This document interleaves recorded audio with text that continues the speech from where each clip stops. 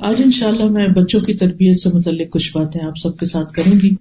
کوئی بھی شخص جب بڑا ہوتا ہے اور اللہ تعالیٰ اس کو اولاد کی نعمت سے نوازتا ہے تو اولاد اس کے لیے دنیا کی سب سے قیمتی دولت ہوتی ہے، اور جتنا کوئی بھی انسان اپنی اولاد کے لیے فکر مند ہوتا ہے اتنا کسی بھی اور چیز کے لیے نہیں، اور خصوصاً مائیں، مدرس۔ ایک عورت جب ماں بن جاتی ہے تو پھر ساری زندگی خواہ اس کے بچے خود پیرنٹس بن جائیں پھر بھی وہ اپنے بچوں کی فکر نہیں چھوڑتی، اور ماں کی یہ فکر قبر تک جاتے ہوئے رہتی ہے۔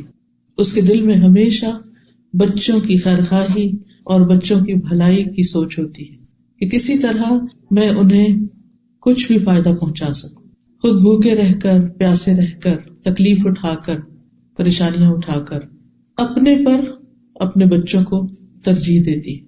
اللہ سبحانہ وتعالیٰ نے یہ محبت ہمارے دلوں میں فطری طور پر رکھ دی ہے، لیکن والدین کی اصل محبت، سچی محبت، صحیح محبت اسی وقت ہو سکتی ہے جب وہ اپنے بچوں کو صرف اس دنیا میں نہیں آخرت میں بھی کامیاب دیکھیں گے، کیونکہ یہ دنیا تو ختم ہو جائے گی اور آخرت کی زندگی ہمیشہ ہمیشہ کی زندگی ہے۔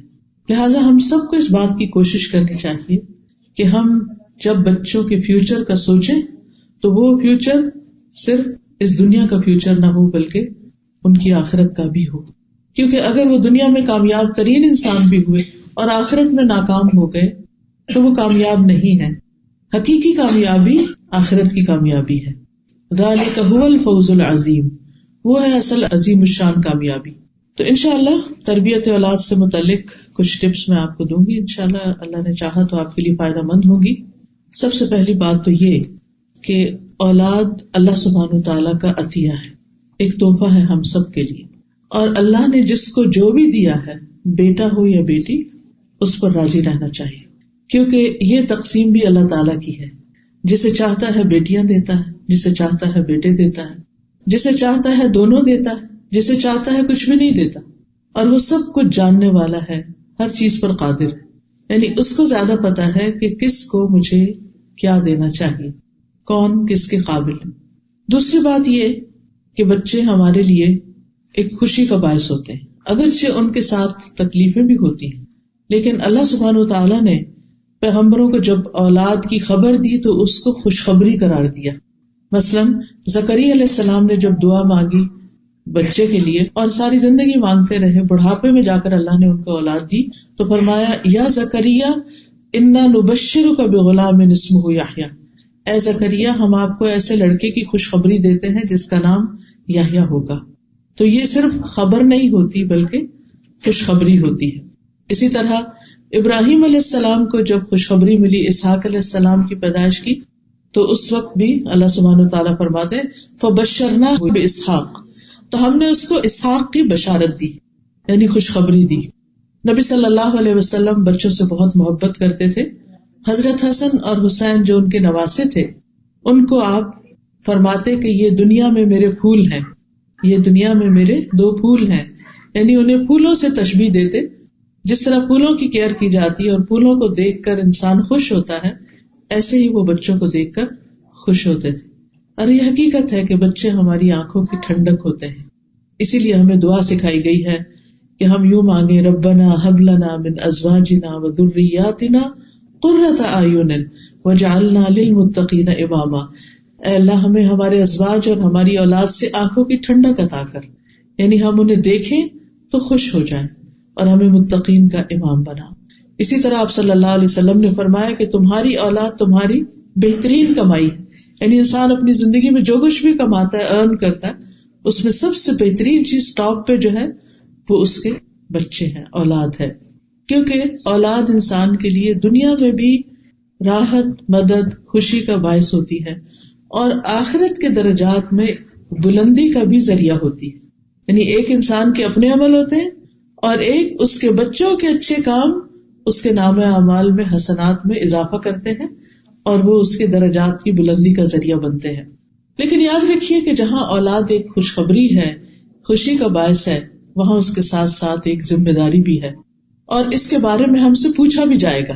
قیامت کے دن اللہ تعالیٰ اس کے بارے میں سوال کرے گا، ہم سے بہت سی اور باتیں پوچھی جائیں گی، ہماری جوانی کے بارے میں کہ وہ کس کام میں لگائی، ہماری علم کے بارے میں کہ اس پر عمل کتنا کیا، مال کہاں سے کمایا، کہاں خرچ کیا، اپنی زندگی کن کاموں میں لگائی. لیکن اس کے ساتھ ساتھ مسند احمد کی روایت میں آتا ہے کہ انسان سے اس کے اہل خانہ کے بارے میں بھی خصوصیت سے پوچھا جائے گا کہ اس نے اپنے گھر والوں کے ساتھ کیا معاملہ کیا اور ان کی کیسی تربیت کی.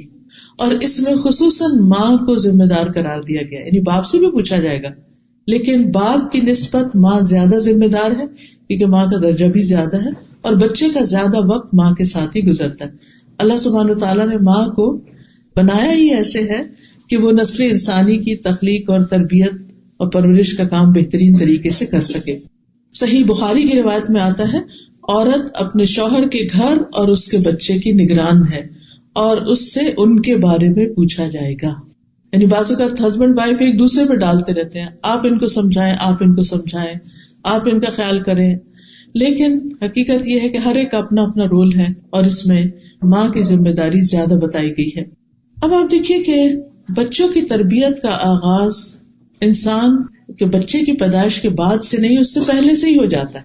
بلکہ شادی سے پہلے جب لڑکے یا لڑکی کا انتخاب کیا جاتا ہے، اس وقت انسان صرف یہ نہ دیکھے کہ لڑکی خوبصورت ہے یا لڑکا بہت مالدار ہے یا دنیاوی اعتبار سے اسٹیٹس کیسا ہے، بلکہ یہ بھی دیکھے کہ یہ لڑکی یا لڑکا، یعنی دونوں ایک دوسرے کو اس اعتبار سے بھی دیکھے.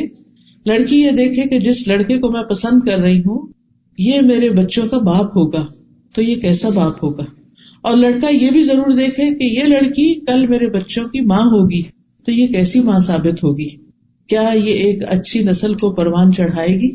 کیونکہ جس لڑکی کو ہم اپنے گھر میں لا رہے ہیں اس کے اندر یہ کوالٹی تو ہونی چاہیے کہ وہ گھر بنانے والی ہو، اور گھر صرف ان دیواروں سے نہیں بنتا یا فرنیچر سے نہیں بنتا، گھر انسانوں سے بنتا ہے کہ انسانوں کی تربیت کیسی ہوگی. رسول اللہ صلی اللہ علیہ وسلم نے فرمایا، دنیا فائدہ اٹھانے کی چیز ہے اور دنیا کی بہترین متاع نیک عورت ہے.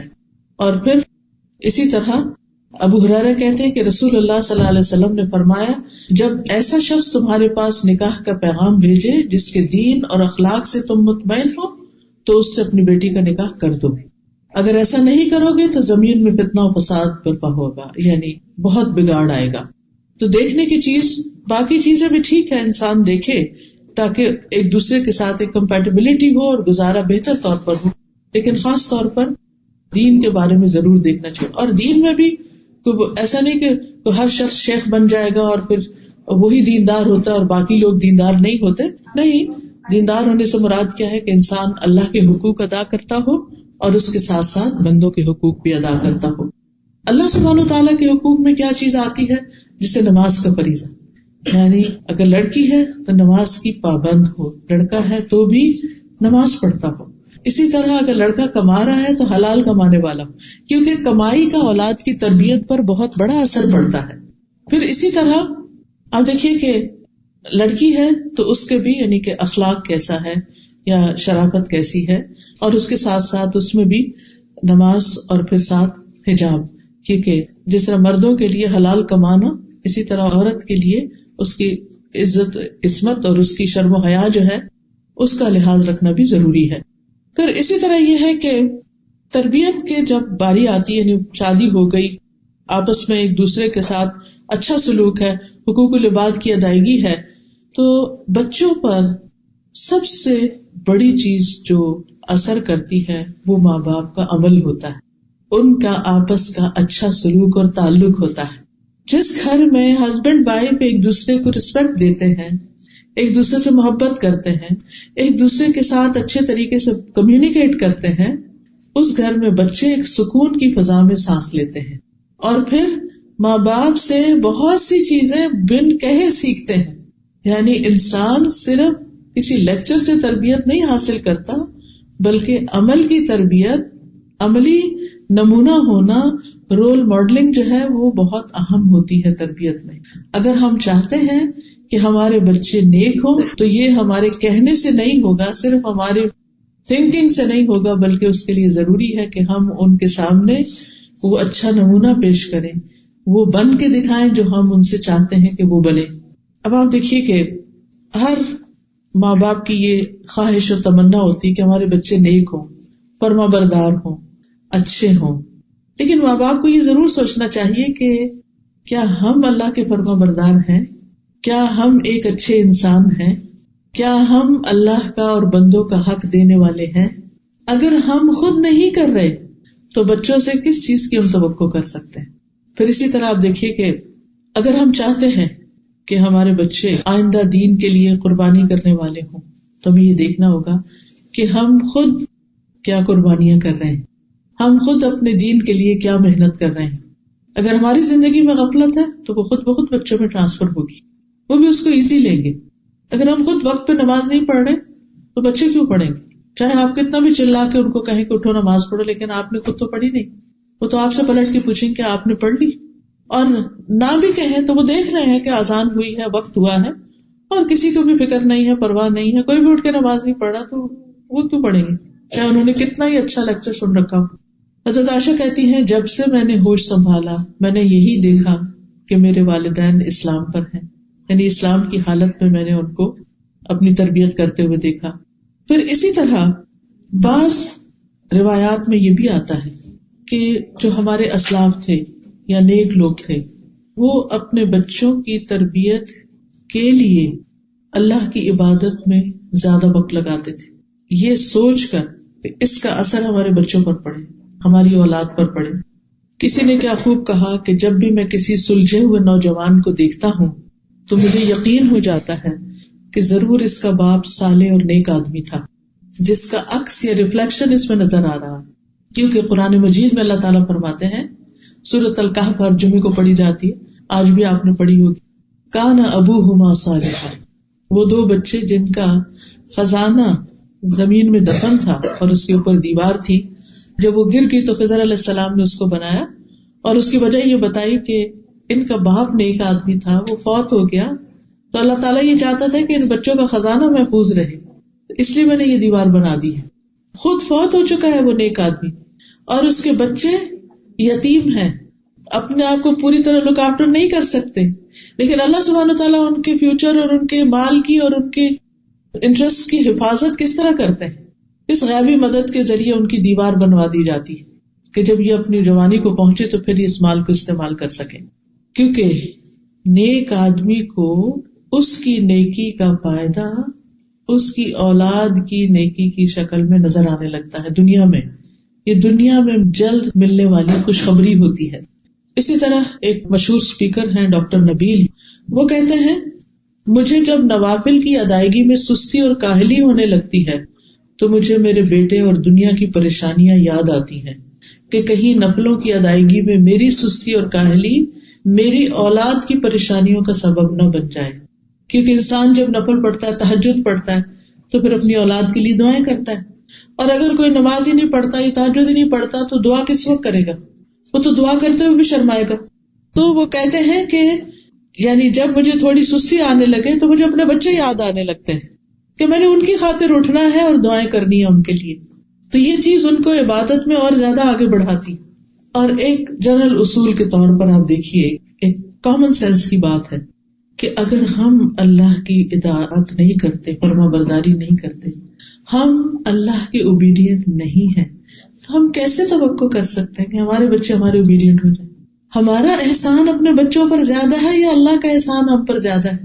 ہم نے تو اپنے بچوں کو وہ کچھ نہیں دیا جو ہمیں ہمارے رب نے دیا، لیکن ہم وہ سب کچھ پا کر اپنے رب کے لیے اس طرح اطاعت گزار نہیں ہوتے، اس طرح اس کے آگے نہیں جھکتے جس طرح ہم اپنے بچوں سے چاہتے ہیں کہ ان کے لیے تھوڑا بہت بھی کر کے وہ ہمارے خاموش غلام ہو جائیں، جو ہم کہیں بس وہ کریں، اور اگر وہ تھوڑی بھی اپنی مرضی کرنے لگتے ہیں تو ہم ناراض ہونے لگتے ہیں.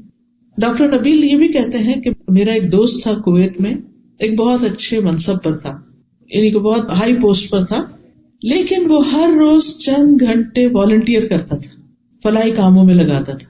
تو میں نے اس سے کہا کہ دیکھو اگر تم جو جاب کر رہے ہو اسی میں تھوڑے گھنٹے اور لگاؤ اور محنت کرو تو تمہیں اور زیادہ آگے تم جا سکتے ہو، تو تم اپنا کچھ ٹائم جو ہے وہ والنٹیئر کرنے میں گزار دیتے ہو.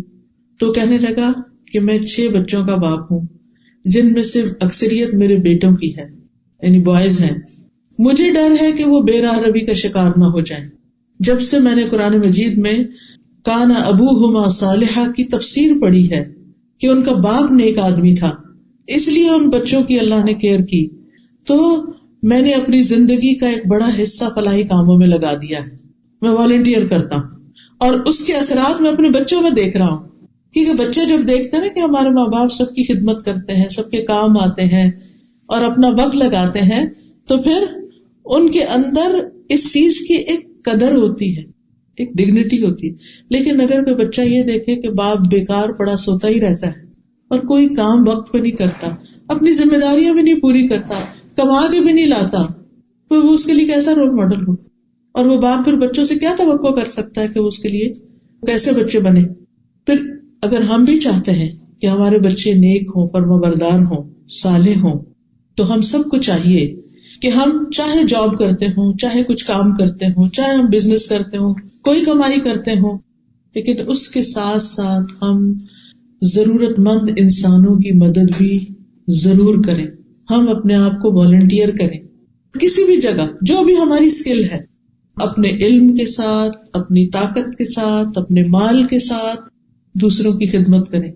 حدیث میں آتا ہے اللہ اس بندے کی اس وقت تک مدد کرتا ہے جب تک بندہ کسی دوسرے بندے کی، اپنے بھائی کی مدد میں ہوتا ہے.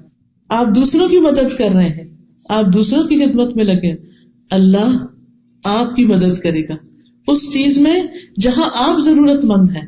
اللہ آپ کے کام بنائے گا. اور میرے استاد ہمیشہ کہتے تھے کہ اگر بچہ کھانا نہ کھائے تو غریب کے بچے کو کھلاؤ، کسی یتیم کی پرورش شروع کر دو. اگر تمہارا بچہ نہیں پڑھتا تو کسی اور کے بچے کو پڑھاؤ. اس خدمت کے بدلے اللہ تمہارے بچے کو بھی اس راہ پہ لے آئے گا. یعنی جس چیز کی اپنے گھر میں کمی دیکھتے ہو وہ دوسروں کو دے کر حاصل کرو. آپ دیکھیں کہ کتنا بڑا وعدہ ہے کہ اللہ اس بندے کی مدد میں ہے، اللہ اس کی مدد کرے گا. مانا کہ اللہ اس کی مدد کرے گا جو کسی کی مدد کرتا ہے، جو دوسروں کی مدد میں لگا رہتا ہے. تو کبھی یہ نہ سوچا کرے اوہ اتنے گھنٹے میرے باہر لگ گئے، اتنے گھنٹے مجھے کیا ملا. خاص طور پر اس معاشرے میں جب کہ ہر گھنٹے کی ایک قیمت ہے. آپ اپنی سروسز دیتے ہیں تو آپ کو اس کے بدلے میں مال مل جاتا ہے. ٹھیک ہے کچھ پیسے ہمارے ہاتھ میں آتے ہیں، ہمیں خوشی ہوتی ہے، ہر انسان کو خوشی ہوتی ہے، کیونکہ انسان کے اندر مال کی محبت اللہ نے رکھ دی ہے. یہ کبھی بھی نہیں ہوا کہ آپ کو کوئی مالی فائدہ حاصل ہو اور آپ میں وہ میرا تو کوئی دل ہی نہیں کہ مجھے کوئی فائدہ. ہمارے پیرنٹس ہمیں دیں، ہم ہسبینڈ دیں، ہم خود کمائیں، کچھ بھی ہو ہمیں ہمیشہ اچھا لگتا ہے. اور پھر آپ دیکھیے کہ اس مال کی اپنی ایک ویلیو اور اس سے ایک خوشی ملتی. لیکن جب آپ کسی کے کام آتے ہیں اور وہ آپ کو دعا دیتا ہے اس وقت کیسی خوشی ہوتی ہے. کسی کی خدمت کر کے، کسی کی مدد کر کے، کسی کے کام آ کے، ہاں ہم تھک ہی جائیں لیکن اس کے بدلے میں جو ہمیں راحت اور خوشی نصیب ہوتی ہے، اور پھر اس وعدے کا یقین کہ میں نے دوسروں کی مدد کی، اللہ میری مدد کرے گا. تو آپ اپنے بہت سے بوجھ اور پریشانیاں اپنے اوپر سے ہٹا دیتے ہیں، اپنے امور اللہ کے سپرد کر دیتے ہیں. یہ کیسے ہو سکتا ہے کہ میں خالص اس کی رضا کے لیے اس کے بندوں کی خدمت کروں اور وہ میری مدد نہ کرے؟ وہ ضرور کرے گا.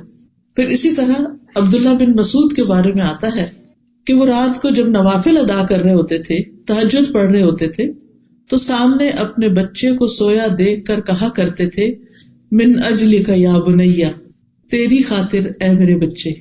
یا بنیا کا مطلب کیا ہے؟ اے میرے بچے، تیرے روشن مستقبل کی خاطر، تیرے برائٹ فیوچر کی خاطر میں اپنی نماز میں اضافہ کر لیتا ہوں. ابن مسیب ایک تابعی ہے، سعید ابن مسیب، کہتے ہیں اے میرے بیٹے میں تمہاری وجہ سے نماز کو لمبا کرتا ہوں اس امید پہ کہ تمہارے بارے میں میری حفاظت کی جائے گی، یعنی تمہارے بارے میں مجھ سے جو سوال کیا جائے گا قیامت کے دن اس کے بارے میں مجھے پکڑ نہیں ہوگی. اور پھر اسی آیت کی تلاوت کی وَكَانَ أَبُوهُمَا صَالِحًا. اسی طرح ایک آدمی کا طریقہ یہ تھا کہ جب بھی اس کا کوئی بچہ اخلاقی طور پہ بگڑ جاتا، کوئی ضد کرتا، کوئی بدتمیزی کرتا، تو وہ صدقہ کرتا اور کھانا کھلاتا. یہ دو کام کرتا، صدقہ کرتا، کھانا کھلاتا. کیوں؟ کیونکہ قرآن مجید کی آیت میں آتا ہے خذ من اموالہم صدقۃ تطہرہم وتزکیہم بہا، ان کے مالوں سے صدقہ لے کر اس کے ساتھ انہیں پاک کرے گا اور انہیں صاف کرے گا. یعنی تم انہیں پاک کرو گے، صاف کرو گے ان کے مالوں میں سے صدقہ لے. تو گویا مال میں سے صدقہ نکالنا اور اسی طرح خاص طور پر کھانا کھلانا، یہ کس نیکی میں سے ہے کہ جس کی وجہ سے انسان کا اپنا بھی تزکیہ ہوتا ہے اور اولاد بھی سدھرتی ہے، نیک بنتی ہے. اور وہ شخص کہتا اے اللہ یہ صدقہ میرے بیٹے کے اخلاقی تزکیے کے لیے، یہ جو میں صدقہ کر رہا ہوں یہ میں اس نیت سے کر رہا ہوں کہ میرے بیٹے کو نیک بنا دے. پس بے شک یہ اخلاقی بے رہروی میرے لیے اس کی بیماری سے زیادہ شدید ہے. یعنی بچہ بیمار ہو فزیکلی وہ کم درجے کی مصیبت ہے، لیکن اگر وہ بگڑ جائے اور بے راہ ہو جائے تو وہ بہت بڑی مصیبت ہے. پھر اسی طرح ایک اور آدمی کا واقعہ یہ ملتا ہے کہ اس کے پاس اتنا نہیں تھا جس سے وہ بہت زیادہ مالی صدقہ کر سکے، وہ بس اتنا ہی کماتا تھا جس سے اس کی اپنی گزران ہوتی تھی، اس کے پاس دینے کے لیے زیادہ نہیں ہوتا تھا. تو جب اس کا بیٹا اس کے ساتھ بدتمیزی کرتا یا اس کی بات نہیں مانتا تھا تو وہ رات کو قیام کرتے ہوئے سورۃ البقرہ پڑھتا تھا، یعنی رات کے تہجد میں سورۃ البقرہ پڑھتا اور کہتا اے اللہ یہ میرا صدقہ ہے، میرے پاس مال نہیں ہے لیکن یہ میرا صدقہ ہے، اسے تو میرے لیے قبول کر لے، یعنی مجھ سے قبول کر لے اور میرے لیے اس بیٹے کی اصلاح کر دے. تو کیونکہ نیک اعمال جو ہوتے ہیں یہ وسیلہ بنتے ہیں دعاؤں کی قبولیت کا. ہم نیک لوگوں کو وسیلہ بناتے ہیں، ان کی نیکی تو ان کے ساتھ ہے. ہمیں جس وسیلے کا حکم دیا گیا وہ نیک اعمال ہے کہ ہم صدقہ کریں، نماز پڑھیں، دعا کریں اور اس سے اللہ سے مدد مانگیں. اسی طرح ہمیں یہ یاد رکھنا چاہیے کہ ہم اپنے بچوں کی اصلاح کس طرح کریں، اس نیت کے ساتھ اللہ کی عبادت کر کے کہ یہ بچے سدھر جائیں. اور یاد رکھیں کہ ہمارے ہاتھ میں کوئی طاقت نہیں کہ ہم اپنے بچوں کو نیک بنا سکیں جب تک اللہ کی مدد نہ ہو، وہی مدد کرنے والا ہے. پھر اسی طرح اللہ کا تقوی اختیار کرنا، اللہ سے ڈرنا. پھر بچوں کو اپنے ساتھ مختلف کاموں میں، پروجیکٹس میں، والنٹیئرنگ میں شریک کرنا، ان کو ساتھ لے کے جانا. مثلا ہر جمعے کو آپ جو ابھی آپ کے قریب مسجد ہے اس کی صفائی اپنے ذمہ لے سکتے ہیں کہ نمازیوں کے آنے سے پہلے میں ہال کی صفائی کروں. آپ کیا کر سکتے ہیں کہ اپنے بچے کو تھرسڈے نائٹ ساتھ لے جائیں، خود اکیلے نہیں جائیں، ہسبینڈ وائف بچے کو ساتھ لے کے جائیں کہ چلے اللہ کا گھر صاف کرتے ہیں. اور پھر ایک ایک کونے خدرے کو صاف کریں، کہیں کوئی داغ دھبا ہے اس کو مٹائیں، اس کو خوشبودار کریں، صفیں لگائیں. جو بھی ایک مسجد کی خوبصورتی اور بیوٹیفیکیشن ہو سکے، مسجد اللہ کا گھر ہو. ہم اپنے گھروں کو کتنا سجاتے ہیں، اور جب کوئی ہمارے مہمان آ رہے ہوں تو ہم کیئر کرتے ہیں نا، اور بھی سجاتے ہیں، صاف ستھرا کرتے ہیں، عام روٹین سے زیادہ کرتے ہیں. تو جمعے کے دن اللہ کے مہمان آتے ہیں. ویسے تو 5 نمازیں، لیکن آپ کو پتا ہے ہمارے یہاں 5 نمازیں کہاں اتنی فل مسجد ہوتی ہے، لیکن جمعے کے دن اتنے لوگ ہوتے ہیں کہ بعض اوقات صحیح اگر ارینجمنٹ نہ ہو تو لوگوں کو صحیح جگہ بھی نہیں ملتی. لیکن وہ صفائی کیوں نہیں ہو پاتی مسجدوں کی، وہ ایک چیئرفل ماحول کیوں نہیں ہوتا بعض اوقات؟ صرف اس لیے نہیں ہوتا کہ ان کے پاس والنٹیئر نہیں ہوتے.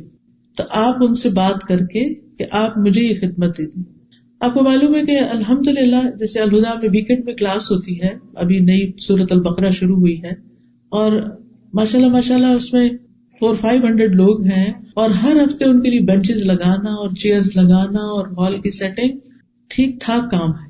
آپ کو معلوم ہے کہ کچھ سسٹرز ہیں، 2 سسٹرز، وہ پچھلے 5 سال یہ خدمت کرتی رہی ہیں. میں نے آج تک نہیں دیکھا ان کو کہ وہ کون ہے. مجھے ریسنٹلی بتایا گیا کہ وہ ارلی مارننگ آتی ہیں کلاس سے پہلے اور آ کر سارے بینچز لگاتی ہیں خاموشی کے ساتھ. ان کے بچے بھی ساتھ ہوتے ہیں. وہ بغیر ناشتے کے نماز پڑھتے ہی بس گھر سے نکل آتے ہیں، کیونکہ اتنے سارے بینچز کہاں سے نکال کے وہ پورے ہال میں لگانے ہیں اور پھر ساری سیٹنگ کرنی ہے. اور پھر جب ساری سیٹنگ ہو جاتی ہے تو پھر کلاس سے پہلے بچوں کے ٹیم ہارٹن پہ لے جا کے ان کو تھوڑا کھلا پلا کے پھر واپس آ کے کلاس اٹینڈ کرتے ہیں. یہ والنٹیئرنگ ہے. اور وہ بچے مسلسل دیکھ رہے ہیں کہ ہر ہفتے ہماری ماں اور ان کی دوست مل کے مسجد ٹھیک کرتے ہیں. کیا ماں کی یہ نیکی بچوں میں ٹرانسفر نہیں ہوگی؟ کیا انہیں یہ طریقہ نہیں آئے گا؟ آپ بھی کہیں نہ کہیں کوئی اسلامک سینٹر ہو، کوئی جگہ، اس کو اپنا سمجھیں اور اس میں والنٹیئر کریں. آپ کو معلوم ہے کہ اوور آل جو ہے عموماً مساجد کے ریسورسز اتنے زیادہ نہیں ہوتے کہ ہر چیز پروفیشنل طریقے سے کرا سکیں، لیکن کچھ لوگ ہوتے ہیں کہ وہ یہ کام کر سکتے ہیں. مجھے اچھی طرح یاد ہے جب میری بیٹی کا رشتہ ہونا تھا، تو جب رشتہ آیا چھوٹی بیٹی کا، تو میں نے پتہ کیا کہ لڑکا کیا کیا کرتا ہے، اس کی کیا عادات ہیں، کیا کیا اس کے کام ہیں. تو مجھے پتا چلا کہ وہ فلاں مسجد میں جمعے کے دن جمعرات کی رات کو وہاں کے ٹوائلٹ صاف کرتا ہے. تو اس سے کیا پتا چلتا ہے کہ ایک انسان ہمبل ہے, اس کے دل میں دین کی خدمت کا جذبہ, اور دین کی خدمت کے لیے ضروری نہیں کہ کوئی بہت بڑا ہائی فائی کام کیا جائے. مسجد کا ٹوائلٹ صاف کرنا ہم کیوں کریں, کلینر کیوں نہیں رکھ لیتے؟ بعض اوقات چھوٹے سیٹ اپ ہوتے ہیں, وہ نہیں رکھ سکتے یہ سب کچھ, بعض اوقات اتنی ڈونیشنز بھی نہیں ہوتی, اور اگر ہو بھی تو جو کام ہم کریں گے وہ کلینر تھوڑی کر سکتا ہے.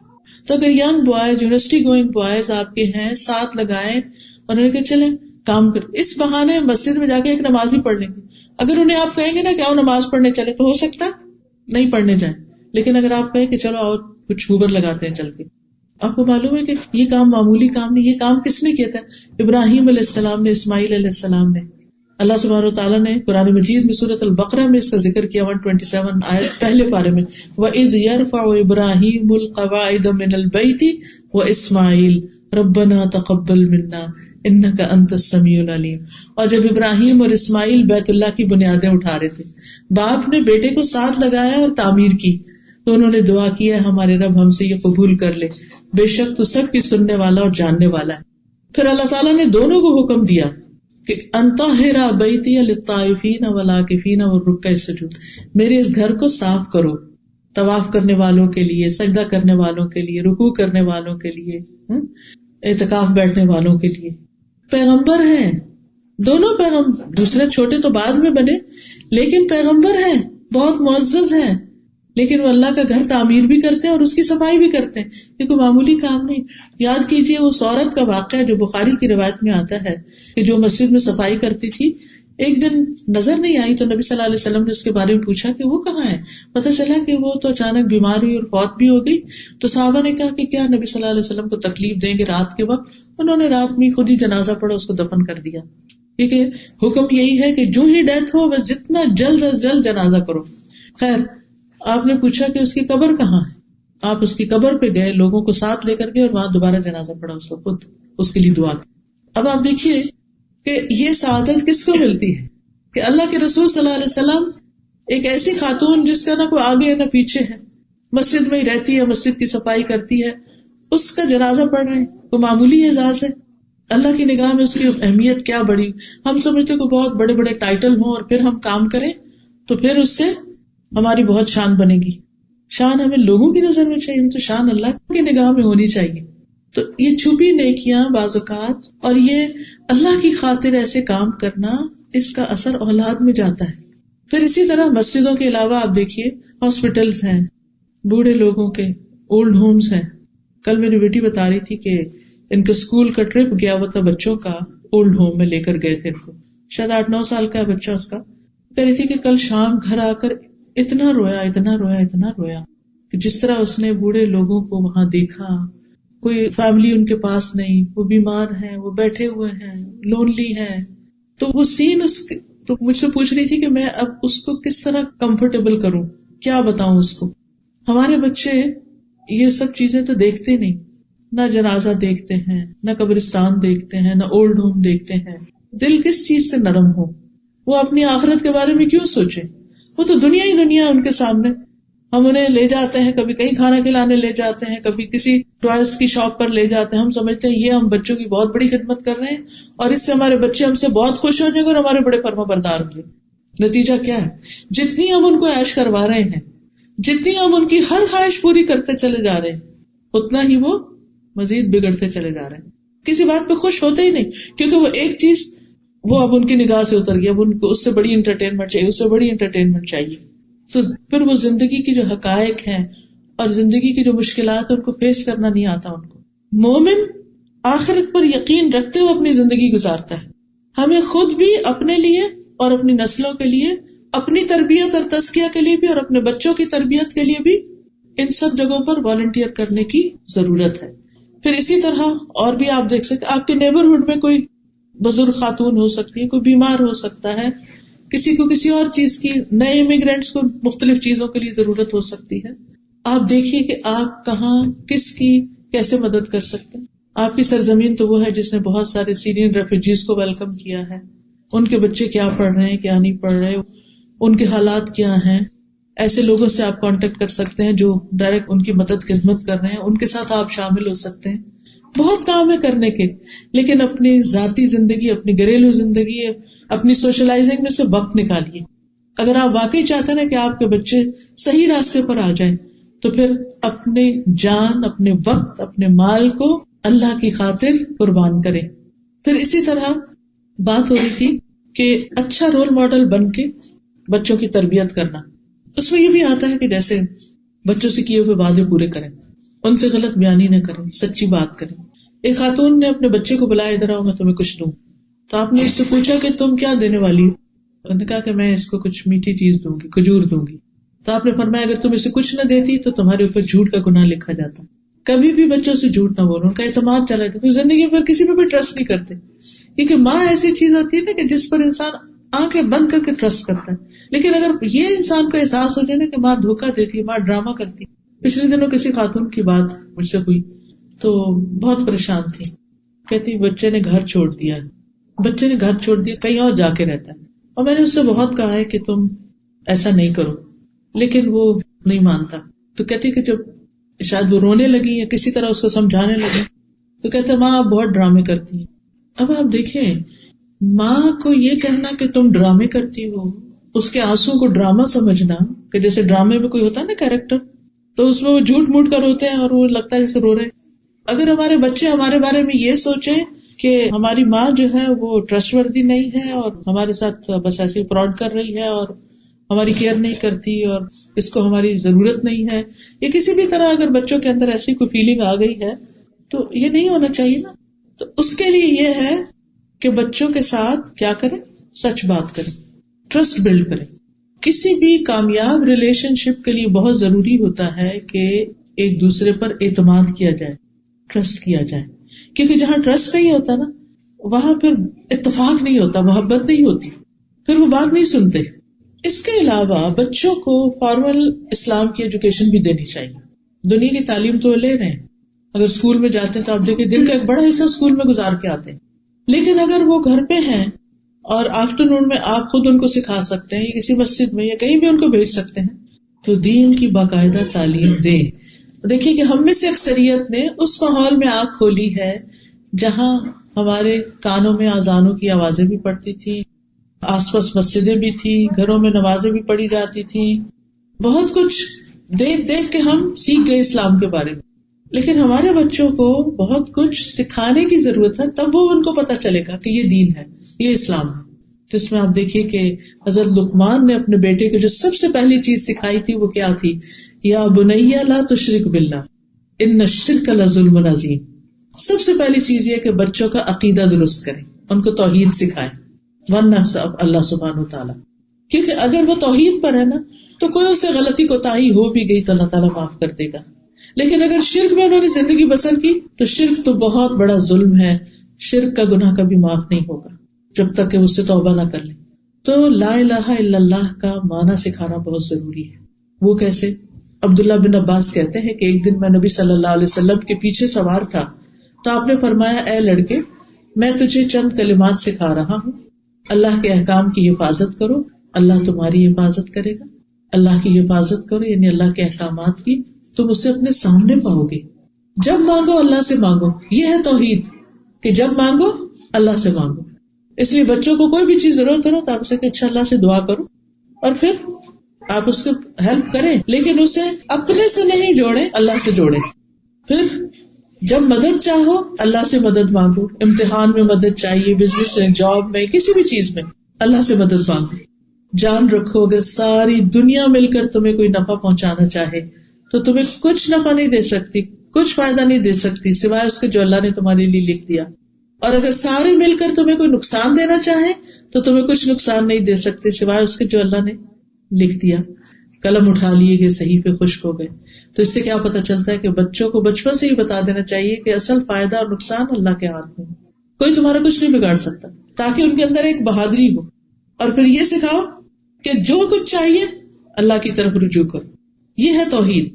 آپ کو معلوم ہے کہ حضرت یعقوب علیہ السلام کی جب وفات ہوئی تو وفات سے پہلے وہ اپنے بچوں کو جو وصیت کر رہے تھے اس کے بارے میں قرآن میں آتا ہے ام کنتم شہداء اذ حضر یعقوب الموت اذ قال لبنیہ ما تعبدون من بعدی قالوا نعبد الہک و الہ آبائک ابراہیم و اسماعیل و اسحاق الہ واحدا ونحن لہ مسلمون. کیا تم موجود تھے اس وقت جب یعقوب کو موت آئی، جب اس نے اپنے بیٹوں سے کہا میرے بعد کس کی عبادت کرو گے؟ پیغمبر ہے اللہ کے یعقوب علیہ السلام، جن کے بیٹے یوسف علیہ السلام بھی، اور باقی بھائی تو آپ کو معلوم ہے وہ قصہ. تو ان کو وہ جوان بیٹے تھے، بڑے تھے، سمجھدار تھے، ان کو کہہ رہے ہیں کہ میرے بعد تم کس کی عبادت کرو گے یہ بتاؤ، حالانکہ وہ اسلام پر تھے. آج آپ دیکھیں آپ کے بچے جس ماحول میں رہ رہے ہیں، کیا یہ میک شور کرنا جاننا ضروری نہیں کہ ہمارے بعد ہمارے بچے، ہماری نسلیں اسلام پر ہوں؟ تو ان سے پوچھنا چاہیے کہ ہمارے بعد تم کس ریلیجن کو فالو کرو گے، کس دین پر ہوگے تم؟ تو انہوں نے کہا ہم آپ کے الہ یعنی اللہ کی عبادت کریں گے جو آپ کا الہ ہے، آپ کے باپ دادا کا، ابراہیم کا، اسماعیل اور اسحاق علیہ السلام کا، الہ واحدہ ونحن لہ مسلمون، اور ہم سب اسی کے مسلمان فرما بردار ہیں. اس سے کیا پتہ چلتا ہے کہ پیغمبروں نے اپنی اولاد کو ایک الہ کی عبادت کی تعلیم دی اور مرتے دم تک اس کی فکر کی. پھر ان کے اندر اللہ کا ڈر پیدا کیا جائے گا. لوگوں کا ڈر نہیں پیدا کریں، اس سے بزدلی آتی، اللہ کا ڈر، اس سے قوت آتی. حضرت لقمان ہی کے بارے میں جو ابھی آیات پڑھی گئی، انہوں نے کہا تھا یا بنیا، اے میرے چھوٹے بچے، بے شک اگر کوئی چیز رائی کے دانے برابر ہی کیوں نہ ہو، آسمان میں ہو، چٹان میں ہو، یا آسمانوں یا زمین میں، اللہ اس کو لے آئے گا. بے شک اللہ بڑا باریک بین، پوری خبر رکھنے والا ہے. تو اللہ سبحانہ تعالیٰ کے ناموں اور صفات کا علم دے بچوں کو کہ اللہ کون ہے، اللہ کی پہچان دے، پھر آخرت کا تصور دے ان کو. یاد ہوگا آپ کو کہ نبی صلی اللہ علیہ وسلم نے جب ابتدائی دعوت دی تھی اسلام کی، تو آپ نے اپنے خاندان والوں کو دعوت پہ بلایا تھا. تو اس وقت سب سے خطاب کر کے کیا کہا تھا؟ کچھ یاد ہے آپ کو کہ جب آپ نے اپنے خاندان والوں کو دعوت پر بلایا تھا تو اس وقت کیا کہا تھا؟ وَأَنذِرْ عَشِيرَتَكَ الْأَقْرَبِينَ، اپنے قریبی رشتہ داروں کو خبردار کرو. آپ نے ایک ایک کر کے سب کے نام لیے تھے. پھر خواتین میں سے پھپھی کا نام لیا اور اپنی بیٹی کا نام لے کے کہا اے فاطمہ بنت محمد صلی اللہ علیہ وسلم، اپنے آپ کو جہنم کی آگ سے بچاؤ. میں اللہ کی طرف سے تمہارے لیے کسی چیز کا اختیار نہیں رکھتا. تم لوگوں سے رشتہ ہے، میں اسی طرح جوڑتا رہوں گا جس طرح جوڑنا چاہیے، لیکن اللہ کے ہاں رشتے ختم ہو جائیں گے، تمہیں میں نہیں بچا سکتا. تو آخرت کی فکر ڈالی اپنی بیٹی کے اندر کہ اپنے لیے خود کچھ کرو. پھر اللہ تعالیٰ سارے اہل ایمان کو حکم دیتا ہے یا ایھا الذین آمنوا قوا انفسکم واہلیکم نارا، اے ایمان والو اپنے آپ کو، گھر والوں کو آگ سے بچاؤ. اور اس کے لیے پہلا قدم توحید اور دوسری چیز عبادات میں نمازوں کی پابندی. 7 سال کا بچہ ہو جائے تو نماز شروع کرا دیجیے، ایک نماز سے شروع کرے، پھر 2 3 4 5، جب تک 10 سال کا ہو 5 کی عادت پڑ جائے، اور پھر مسجد کی عادت پڑ جائے، صبح وقت پہ جاگنے کی عادت پڑ جائے، اور پھر سنتوں اور نوافل کی. کیونکہ بعض اوقات بچوں کو ہم فرض پہ لگاتے ہیں نا، ساری زندگی پھر فرض پر ہی رہتے ہیں، یہ بڑی مشکل ہو جاتی، انہیں سنت پڑھنی مشکل ہو جاتی. تو بچپن میں 10 سال کی عمر میں پھر تھوڑی تھوڑی سنتیں بھی ساتھ شروع کرا دیں، کیونکہ بڑے ہو کے عادتیں توڑنا بڑی مشکل ہو جاتی. پھر اسی طرح روزے رکھوانا. ربیہ کہتی ہیں کہ ہم عاشورہ کا روزہ خود بھی رکھتے، بچوں کو بھی رکھواتے، اور جب مسجد جاتے تو ان کے لیے اون کا کھلونا بناتے. جب کوئی افطار کے قریب کھانے کے لیے روتا تو ہم اس کو کھلونا دے دیتے کہ کھیلو، دل بہلاؤ، روزہ رکھو. یعنی چھوٹے بچوں کو بھی روزہ پورا کرواتے. بچوں کو حج عمرے پہ لے کے جانا. بعض اوقات ہم ہالیڈیز پہ ادھر جا رہے ہیں ادھر جا رہے ہیں، لیکن اللہ کے گھر لے جانے سے بہت فرق پڑتا ہے. ایمان تازہ ہوتا ہے، ان کے اندر یقین پیدا ہوتا ہے، وہ جو شک والی کیفیت ہے نا وہ دور ہوتی ہے. اس گھر کے اندر اللہ نے ہدایت کا سامان رکھا ہے، روشن نشانیاں رکھی. تو بچوں کو بھی کہہ سکتے، خود بھی کہ چلے سب مل کے پیسے جمع کرتے ہیں اور ہم عمرے پہ یا حج پہ جائیں گے. کیونکہ صحابہ جو تھے وہ اپنے بچوں کو بھی ساتھ لے جاتے تھے حج پہ. پھر قرآن سکھائیں، قرآن کی تعلیم دیں، صرف ناظرہ اور حفظ نہیں، قرآن کو سمجھنے کی بھی، سمجھ کر پڑھیں. کسی کا کہنا ہے اپنے بچے کو قرآن سکھا دو، قرآن اسے سب کچھ سکھا دے گا. یعنی جو تم اسے نہیں نہ سکھا سکتے، تربیت نہیں کر سکتے، یہ کرو یہ نہ کرو، تو اگر تم اسے قرآن سکھا دو گے اسے سب باتیں خود ہی پتہ چل جائیں گی، تو تمہارا بہت کام کم ہو جائے گا. نہیں تم ایک کام کر لو، باقی کام وہ کرے گا. اسی طرح نبی صلی اللہ علیہ وسلم کی سیرت، احادیث اور دعائیں، خاص طور پر حفاظت کی دعائیں، صبح شام کی دعائیں، تاکہ بچے ہر طرح کے شر سے محفوظ رہیں. جب چھوٹے ہوتے ہیں تو مائیں خود پڑھ پڑھ کے دم کرتی رہتی ہیں، لیکن جب بڑے ہو جاتے ہیں پھر کوئی بھی نہیں پڑھتا، تو یا مائیں دور سے پڑھ رہی ہوتی، نہیں، ان کو سکھاتے وہ خود پڑھے اپنے اوپر. تو چوتھی چیز جو ہے وہ ہے اخلاق سکھانا، اخلاق اور تمیز اور آداب اور مینرز، سویلائزڈ اور مہذب بچے، عمدہ آداب، اچھے اخلاق. اور اس میں پہلی چیز یہ ہے کہ کسی کے ساتھ برا سلوک نہ کریں، کسی کے لیے بہت کچھ نہ بھی کر سکے تو برا سلوک نہیں کریں، گالی گلوچ نہ دیں، لڑائی جھگڑا نہ کریں، کسی کے کھلونے نہ چھینے، کسی کی کوئی چیز چرا کے نہ گھر میں لے آئیں. ہوتا ہے نا بعض اوقات بچے اسکول میں ان کو کسی کی چیز پسند آتی ہے، وہ کہتے لاؤ ادھر میں لے لوں، زبردستی بھی لے لیتے ایک دوسرے سے. ان کو کانسیپٹ ہی نہیں ہوتا چوری بوری کا، ان کو یہ ہوتا بس یہ چیز مجھے اچھی لگی ہے تو یہ تو مجھے ہی چاہیے.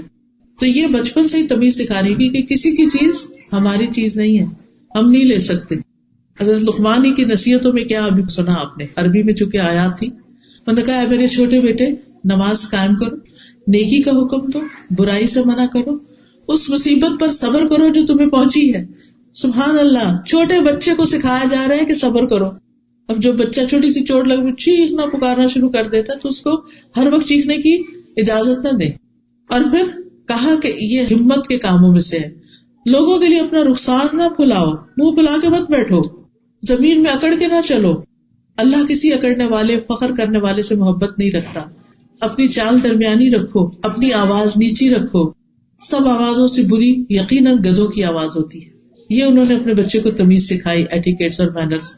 ہمارا فرض بھی بنتا ہے کہ ہم بچوں کو ہر طرح کے آداب سکھائیں، لباس پہننے کے، سونے کے، جاگنے کے، گھر سے نکلنے، گھر میں داخل ہونے، سواری پر بیٹھنے کے، زندگی کے سارے معاملات میں. لیکن یہ سب کچھ اسی وقت سکھایا جا سکتا ہے جب ہم خود بھی سیکھیں، ہمیں خود بھی آتا ہو. پھر اسی طرح گھر میں آتے ہوئے اجازت لینے کے، کسی کی چیز اٹھاتے ہوئے، ایون بہن بھائیوں کی بھی چیز لینی ہے نا تو وہ طریقہ سکھایا کہ دیکھو اجازت سے لینی، زبردستی نہیں لینی کسی کی چیز. پھر اسی طرح گفتگو کے آداب، چیخنے چلانے کی اجازت نہ دیں، اپنا لہجہ درست رکھیں بچے. لیکن مشکل یہ ہے نا کہ اگر ہم مائیں خود چیخیں چلائیں گی تو پھر بچے کیسے سمجھیں گے. اس کے لیے آپ کو چھوٹی سی ٹپ دیتی ہوں. سورۃ لقمان کی یہی آیت جو ہے نا، وَاقْصِدْ فِي مَشْيِكَ وَاغْضُضْ مِنْ صَوْتِكَ إِنَّ أَنْكَرَ الْأَصْوَاتِ لَصَوْتُ الْحَمِيرِ، اس کو زبانی یاد کریں اور دن میں کئی دفعہ پڑھیں کہ اللہ کو یہ آواز ناپسند ہے جو ہم چیخ چلا کے بچوں پہ بولتے ہیں نا، اللہ اسے گدھوں کی آواز سے تعبیر کرتا ہے. تو یہ نہیں کرنا، بار بار اپنے آپ کو ریمائنڈ کریں. سورۃ لقمان کی آیت نمبر 19 ہے، ٹھیک ہے. اور ذرا اگر اس سے پیچھے سے چلے ہم تھوڑا سا، وَلَا تُسَعِّرْ خَدَّكَ لِلنَّاسِ، منہ موڑ کے نہیں بات کرو. یعنی کہ ہم کوکنگ کر رہے ہیں اور بچہ کو بات کر رہا ہے تو ہم ایسے منہ کر رہے ہیں اور اپنا کام کر رہے ہیں، نہیں، اس کی طرف دیکھیں تاکہ وہ امپورٹنٹ فیل کرے اپنے آپ کو کہ میری ماں مجھے توجہ دیتی. یہ کسی کو اگنور کرنا جو ہے نا بہت انسلٹنگ ہوتا ہے. نبی صلی اللہ علیہ وسلم جس سے بات کرتے تو اس کی طرف توجہ فرماتے تھے. پھر کیا، وَلَا تَمْشِ فِي الْأَرْضِ مَرَحًا، زمین پہ اکڑ کے نہ چلو. إِنَّ اللَّهَ لَا يُحِبُّ كُلَّ مُخْتَالٍ فَخُورٍ، اللہ کو کوئی بھی خود پسند فخر کرنے والا پسند نہیں. وَاقْصِدْ فِي مَشْيِكَ وَاغْضُضْ مِنْ صَوْتِكَ إِنَّ أَنْكَرَ الْأَصْوَاتِ لَصَوْتُ الْحَمِيرِ، اپنی چال درمیانہ رکھو، اپنی آواز نیچی رکھو، بے شک سب آوازوں سے بری آواز گدھوں کی آواز. اس کو بار بار پڑھیں، بار بار پڑھیں، پورا ہفتے کے لیے بس اس کو پریکٹس کرتے رہیں اور امیجنیشن میں لائیں کہ اس وقت میں کیسے لگ رہی. خود بخود آپ پھر ٹھیک ہوئیں گے. اپنے آپ کو خود دیکھیں. اب دیکھیں ہم شیشے میں دیکھتے ہیں نا، یہ تو ٹھیک نہیں لگ رہا، نہیں اس کا ایسے نہیں، ایسے ہونا چاہیے، یہ تو سینٹر میں نہیں ہے، یہ تو صحیح نہیں، یہاں تو کچھ بل پڑ رہا ہے، اس کو بھی ٹھیک کرنے کی ضرورت ہے، فلاں بھی ٹھیک. میں نے دیکھا ہے بچیوں کو جیسے الوداع میں بھی وضو کرنے آتی اتنی دیر لگاتی ہے اسکارف ٹھیک ہو رہا ہے، ٹھیک ہو رہا ہے، ادھر سے دیکھتے ادھر سے دیکھتے ہیں. ٹھیک ہے ان کی عمر ہے، میں سمجھتی ہوں کہ سب سے امپورٹنٹ چیز ان کے لیے اسکارف ٹھیک کرنا. تو اس میں آپ دیکھیے کہ اگر ہم اتنے کانشیس ہیں صرف اسکارف کے بارے میں کہ ہم اس میں نیٹ کلین ٹائڈی لگے، تو پھر ہماری آوازیں اور ہمارا آنکھیں کھول کے چیخنا چلانا وہ کیا چیز ہے. اس میں بھی تو اچھے نہیں لگتے. اس وقت شیشے کے آگے جا کے چیخ کے دیکھیں، کبھی اکیلے میں پریکٹس کر کے دیکھیں اور شکل کیسے ہو جاتی ہے. تو یہ شکل اگر ہم ایک سے زیادہ دفعہ بچوں کو دن میں دکھا رہے ہیں تو اس سے بچنے کی ضرورت ہے. پھر اسی طرح رازوں کی حفاظت کرنا. اگر کوئی کہنا کہ مجھے فلاں نے یہ بات کی میں نہیں بتاؤں گا، تو آپ اسے نہیں کہیں مجھے تو بتانی ہوگی، مجھے بتاؤ. چاہے آپ ماں پھر بھی انہوں نے کہا اچھا اگر ابا نے کہا نہیں بتانی ٹھیک ہے نہیں بتاؤ، تاکہ اس کو راز کی حفاظت کریں. کوئی امانت تو حفاظت کرنی آئے، کوئی وعدہ کیا پورا کرنا آئے. پھر اسی طرح جب وہ بول رہے ہوں تو غلط لہجے اور بہت زیادہ سلینگ اور سویرنگ جو ہوتی ہے اس کی اجازت نہ دے. مجھے یاد ہے کہ ہم چھوٹے ہوتے تھے تو ہمارے والد نے اتنا ہمیں ڈرایا اس چیز پر, ایک گالی دی اگر تو ایک سانپ قبر میں ہوگا. پتہ نہیں اس کی کیا حقیقت تھی کیا نہیں, لیکن اتنا ڈر لگا کہ چپکے سے کہیں چھپ کے بھی گالی کسی کو نہیں دی. اتنا ڈرایا گالی سے کہ گالی تو منہ سے نکالنی ہی نہیں, زبان ناپاک ہو جاتی. آج آپ دیکھیں گے ہم پگ کا لفظ بولتے ہوئے تو مسئلے کا شکار ہو جاتے ہیں کہ نہیں یہ تو آپ نے بچوں کو اسکول میں کتاب کیوں پڑھا دی گئی, اور یہ اس کو تو اتنا بڑا ایشو بنا لیتے ہیں اور اس کو گالی بنا دی. لیکن اور جو وہ ادھر ادھر کی گالیاں بول رہے ہیں اس کے ہم شاید خود بھی نہ پتا ہو کیا کہہ رہے ہیں. اس چیز کو بہت کانشیس رہے, زبان صاف رہے, کیونکہ ایک دفعہ جب وہ زبان پہ ایسی چیزیں چڑھ جاتی ہیں پھر وہ ہمیشہ اسی طرح بولتے ہیں. اور شروع میں ہنستے ہیں ہم بچوں پر کہ دیکھو اس نے کوئی نیا لفظ سیکھ لیا, لیکن بعد میں وہی چیزیں نقصان کا باعث بنتی ہیں. اور قبر میں سانپ ہے ہی نہیں, لیکن ہمارے اعمال نامے میں یہ چیزیں لکھی جا رہی ہیں اور کل قیامت کو دیکھنی بھی ہوگی. اسی طرح یہ کہ بچوں کو اچھا ماحول دیں, گھر کے اندر بھی, لیکن باہر جہاں دوستوں میں یا کسی سینٹر میں یا کہیں بھی بچوں کا کوئی کلب ہے وہاں بھی دیکھ بھال کے لے جائیں کہ اور بچے کس قسم کے آتے ہیں وہاں پر, کیونکہ بچے اپنے دوستوں کو بہت کاپی کرتے ہیں. تربیت میں ایک حصہ آپ کا ہے لیکن ایک حصہ ان کے ماحول کا ہے, یعنی جو گھر سے باہر کا ہوتا ہے کہ ان کے فرینڈز کیسے.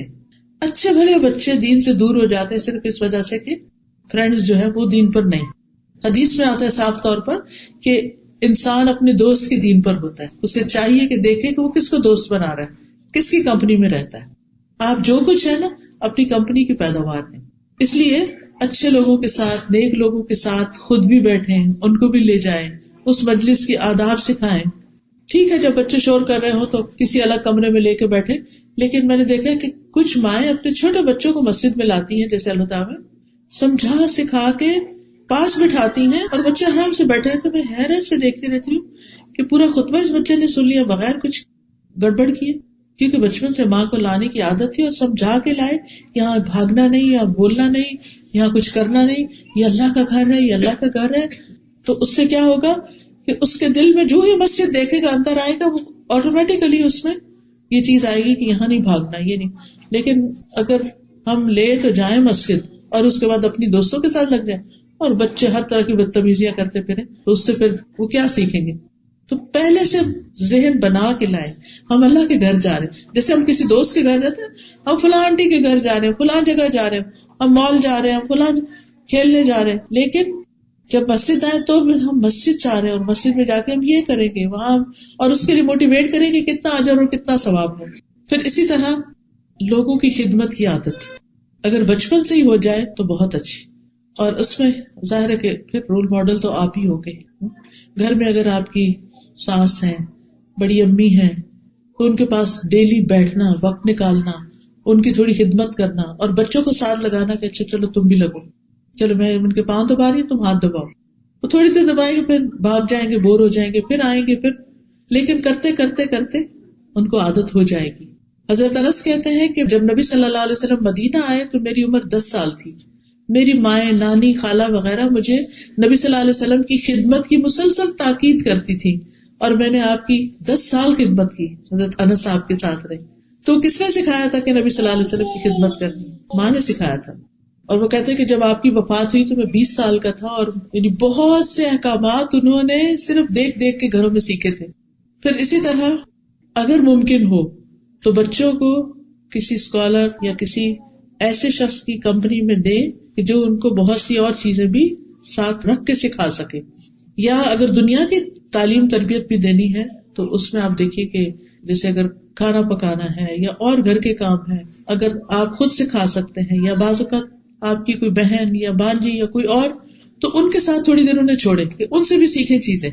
اس سے تھوڑا ان کو ویرائٹی بھی مل جاتی ہے اور ڈفرینٹ لوگوں سے ڈفرینٹ چیزیں بھی وہ سیکھ سکتے ہیں. تو باصلاحیت لوگوں کی نگرانی میں بچوں کو دینا, ان کی کمپنی دینا. بچوں کو ہر وقت صرف بچوں میں نہیں رہنا چاہیے, یہ یاد رکھیے, کیونکہ جو بچے ہر وقت بچوں میں رہتے ہیں وہ کبھی بڑے نہیں ہو پاتے. جب آپ بڑے لوگ بیٹھے ہوں تو ان کو بھی بیچ میں ساتھ بٹھائیے, چاہے زیادہ دیر نہیں لیکن کچھ دیر ضرور بٹھائیے تاکہ وہ بڑوں کی کارآمد گفتگو سنے اور اس کو یاد رکھے. آپ کو معلوم ہے کہ حضرت انس جو تھے وہ چھوٹے تھے لیکن کتنی باتیں انہوں نے نوٹ کی. وہ کہتے ہیں کہ میں نے رسول اللہ صلی اللہ علیہ وسلم سے بڑھ کر کسی کو بچوں کے ساتھ شفقت کرنے والا نہیں پایا. پھر اسی طرح ہم دیکھتے ہیں کہ آپ صلی اللہ علیہ وسلم حضرت ابن عباس کو دعائیں دیتے ہیں. چھوٹے سے بچے ہیں, آپ کے گھر میں رات رہنے کے لیے آتے ہیں اپنی خالہ کے پاس, کیونکہ ان کی اہلیہ تھی نبی صلی اللہ علیہ وسلم کی. پھر اسی طرح بچوں کو بول کے بھی محبت کا اظہار کریں. نبی صلی اللہ علیہ وسلم نے حضرت حسن کے لیے فرمایا اللہم انی احبہ, اللہ میں حسن سے محبت کرتا ہوں, فاحبہ, آپ بھی اس سے محبت کریں, واحبب من یحب, اور آپ اس سے بھی محبت کریں جو حسن سے محبت کریں. یعنی آپ بچوں کو احساس دلائیں, بول کے بھی کہیں کہ آپ مجھے اچھے لگتے ہیں. پھر پیار سے مخاطب کریں, نک نیم بھی رکھ سکتے ہیں, ان کو توجہ دیں, ان کے ساتھ بچوں کی طرح کھیل کھیلیں. نبی صلی اللہ علیہ وسلم نماز سے سر نہیں اٹھاتے تھے جب بچے آ کے بیٹھ جاتے تھے کمر پر. پھر اسی طرح بچوں کے ساتھ کھیلنا, جیسے پکڑن پکڑائی یا کچھ. حضرت حسین گلی میں کھیل رہے تھے, نبی صلی اللہ علیہ وسلم اپنے ساتھیوں کے ساتھ جا رہے تھے, آپ نے ان کو چھوڑا, آگے بڑھ کے حضرت حسین کو پکڑا اور وہ آگے آگے بھاگنے لگی. تو پھر آپ نے ان کا ایک ہاتھ یہاں تھوڑی کے نیچے رکھا, دوسرا سر کے پیچھے سے یوں کر کے ان کو اوپر کیا اور ان کو کس کیا اور پھر چلے گئے, اور بھاگ کے پیچھے سے پکڑا تھا ان کو. ان چیزوں سے بچے بہت خوش ہوتے ہیں, ان کا کانفیڈینس بحال ہوتا ہے, وہ شیئر کر سکتے ہیں, وہ ریلیٹ کر سکتے ہیں, کیونکہ عمر کا تو فرق ہے ہی, لیکن آپ کا جو رویہ ہے وہ اس فرق کو بہت تھوڑا کر دے گا. لیکن اگر آپ بہت سنجیدہ ان کے ساتھ اور وہ اپنے دل کی بات شیئر ہی نہیں آپ سے کر سکتے تو یہ اچھی بات نہیں, پھر آپ ان کو کہہ بھی نہیں سکتے کچھ. پھر اسی طرح اگر بچے بیمار ہو جائیں تو ان کا خیال کرنا, پھر ان کا علاج کرانا, لیکن اوور ڈوز نہیں کرنا. کچھ مائیں اتنی زیادہ کانشیس ہوتی ہے کہ چھوٹے چھوٹے بچوں کو بار بار ڈاکٹر کے پاس لے جانا اور بار بار ان کو خوب دوائیاں دے کے بچپن میں ان کی امیونٹی خراب کرنا, تو اس چیز سے بچنا چاہیے. پھر بڑے بچوں کو بھی پیار کرنا, یعنی بعض بچے ٹین ایجر ہیں تو کئی دفعہ تو ہمارے سے اونچے ہو جاتے ہیں, جتنے مرضی بڑے ہو جائیں ساتھ لگائیں, ماتھے بھی پیار کریں, ہاتھ پکڑیں, اس کو چومیں. اس سے بچوں کے اندر ایک آپ سے کلوزنس آئے گی, پھر وہ آپ سے شیئر کریں گے, پھر آپ ان کو اچھی نصیحت دے سکتے ہیں. کیونکہ بہت سے لوگ پوچھتے ہیں نا کہ اچھا جو بڑے بچے ہو گئے ان کے ساتھ کیا کریں, ان کے ساتھ تو ہر وقت لڑائی رہتی ہے, تم نکمے ہو, تم کچھ کرتے نہیں ہو, تم یہ نہیں کرتے, ان کی کسی بات پہ راضی نہیں. اب اس کا نتیجہ کیا ہوتا ہے, وہ پھر کترانا شروع کرتے, اوائڈ کرنا شروع کر دیتے, قریب ہی نہیں آتے, تربیت ہی نہیں ہوتی. پھر اسی طرح نبی صلی اللہ علیہ وسلم حضرت فاطمہ کو چومتے تھے, پاس بٹھاتے تھے, ان کو اپنی جگہ بٹھاتے تھے. پھر اسی طرح آپ اپنی چادر میں ان کو گھسا لیتے تھے, بچوں کو, چھوٹے بچوں کو, پھر ان کو اٹھاتے تھے, کبھی مارا نہیں تھا چھوٹے بچوں کو, اور پھر زیادہ روک ٹوک بھی نہیں, ہر بات میں انٹرفیئر نہیں کرے, نہ یہ نہیں کرو. اب ہوتا ہے کہ بچہ سے نہ یہ نہیں لو, وہ اٹھا لیا, وہ پکڑا, وہ اٹھا لیا, وہ لیا, کچھ تو ان کے لیے بھی چھوڑ دیں کہ وہ بھی کسی چیز سے انجوائے کریں. ابھی آپ نے اپنی کتاب اٹھائی ہے, ان کے لیے کچھ اور رکھ دیں تاکہ اس پہ, بعض بچے بھی کہتے ہیں وہی چاہیے جو آپ کی. اچھا بعض بچے قرآن پکڑتے ہیں, کہتے اوہ بچے نے قرآن پکڑ لیا, گرا دے گا. پھر کیوں آپ سوچ رہے گرا دے گا؟ آپ نیچے ہاتھ رکھ لیں, اگر چھوٹا بچہ ہے, یا کسی بھی طرح نظر رکھیں, اور اگر بچہ آگے پیچھے کرے پھر سے خود قرآن لے کے چومے, اس کو سینے سے لگایا کہ اللہ کی کتاب ہے, نیچے نہیں رکھنا, تو نیکسٹ ٹائم کیئر کرے گا. لیکن یہ تو نہیں کہ بچہ قرآن کو ہاتھ ہی نہ لگانے دیں, اور جب وہ بچہ بڑا ہوگا اور آپ کہیں گے یہ لو قرآن, تو وہ کہے گا اب میں ہاتھ نہیں لگاتا اس کو, کیونکہ ہر دفعہ اس نے ہاتھ لگایا اور آپ نے کھینچ لیا اس سے, ہر دفعہ نماز پہ آپ پہ چڑھا اور آپ نے پیچھے کر دیا, وہ کیوں نماز اور قرآن سے محبت کرے گا؟ جن چیزوں کی دین میں رخصت ہے, اجازت ہے, اتنا تو ان کو کرنے دیں. اور پھر یہ آخری بات ہے کہ بچوں کے لیے خوب دعائیں کریں, کیونکہ صرف ہماری کوششیں کافی نہیں ہیں, دعائیں بہت ضروری ہیں. نبی صلی اللہ علیہ وسلم نے فرمایا 3 طرح کے لوگوں کی دعائیں قبول ہوتی ہیں, مظلوم کی دعا, مسافر کی دعا, اور والد کی اپنی اولاد کے لیے دعا. باپ بچوں کے لیے دعا کرے. آپ اپنے بارے میں کہتے تھے میں اپنے باپ ابراہیم کی دعا ہوں. انہوں نے دعا کی تھی نا کہ اللہ ایک پیغمبر بھیج اس میں سے, اور جو ان پہ تلاوت کرے اور کتاب اور سنت حکمت کی تعلیم دے. تو آپ کو اس بات پر خوشی تھی کہ ابراہیم علیہ السلام نے میرے لیے دعا مانگی تو میں پیدا ہوا اور میں نبی بن کے آیا. تو آپ اپنے بچوں کے لیے دعا میں اللہ ان کو ایسا بنا دے, ایسا بنا دے, ایسا بنا دے, جو بھی آپ کے ڈریمز ہیں, جو بھی خواب ہیں, اور ان کے سامنے بھی بولا کریں. اور کبھی بچوں کو بد دعا نہ دیں, غصے میں آ کے بد دعا نہیں, کیونکہ ہوتا کیا اس سے اگر قبول ہو گئی تو کون روئے گا. اور نیک اولاد کے لیے دعائیں, صالح اولاد کی دعاؤں کا ایک چھوٹا سا کارڈ ہے, اگر وہ ہو تو انسان کسی وقت دن میں ایک دفعہ پڑھ لے بچوں کے لیے, جس میں ربی حب لی من الصالحین, ربی حب لی من لدنک ذریۃ طیبہ انک سمیع الدعاء, ربنا حب لنا من ازواجنا وذریاتنا قرۃ اعین واجعلنا للمتقین اماما, ربنا واجعلنا مسلمین لک ومن ذریتنا امۃ مسلمۃ لک وارنا مناسکنا وتب علینا انک انت التواب الرحیم رب اوزعنی ان اشکر نعمتک التی انعمت علی وعلی والدی وان اعمل صالحا ترضاه واصلح لی فی ذریتی انی تبت الیک وانی من المسلمین. ہر روز معمول بنا لے کہ صبح میں یا رات میں ایک دفعہ ماں باپ کے لیے، ہسبینڈ کے لیے، بچوں کے لیے ضرور دعا کرنی، کیونکہ ہماری خوشیاں ان کے گرد گھومتی ہیں. یہ نیک ہوں گے تو ہمیں خوشی ہوگی. پھر رب اجعلنی مقیم الصلاۃ ومن ذریتی ربنا وتقبل دعا. پھر وجنبنی وبنی ان نعبد الاصنام. اور پھر اللہم انی اعوذ بک من جار السوء ومن زوج تشیبنی قبل المشیب ومن ولد یقول علی ربا.